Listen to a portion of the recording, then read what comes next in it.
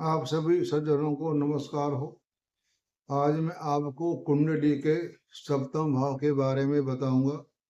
हमारी कुंडली में सप्तम भाव की बहुत मान्यता है। उससे बहुत कुछ देखा जाता है। पत्नी का है, पार्टनरशिप का है, चोर का है और मारक का है।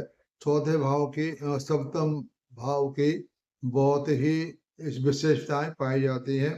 सप्तम भाव जय भाव विवाह भागीदारी से संबंधित होता है।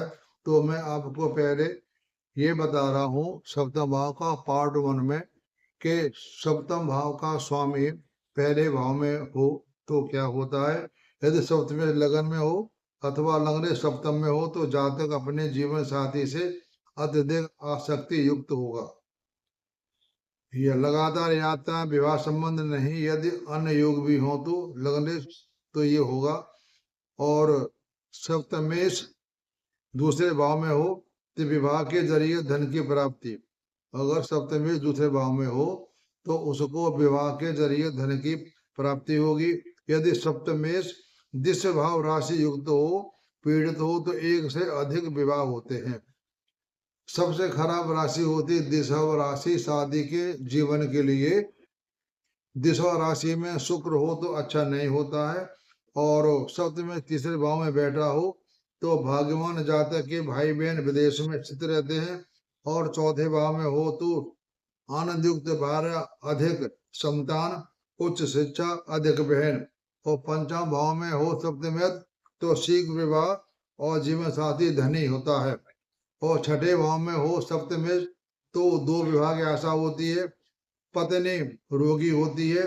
और सप्तमेश षष्टम में स्त्री कुंडली में विवाह में देर का सूचक है, किंतु अष्टम में यह गंभीर स्थिति का सूचक है।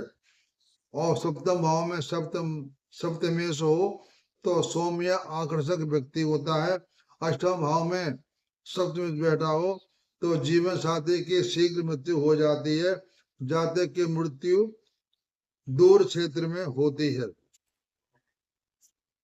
यानी सप्तमेश का अष्टम भाव में बैठना अच्छा नहीं होता है। और वो नवम भाव में बैठा हो तो पिता विदेश में, पिता का भाग विदेश में उदय होता है। और सप्तमेश दशम भाव में बैठा हो तो विदेश में व्यवसाय द्वारा सफलता प्राप्त करता है।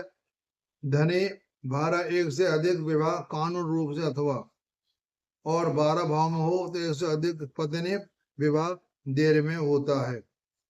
तो और तो ये मैंने आपको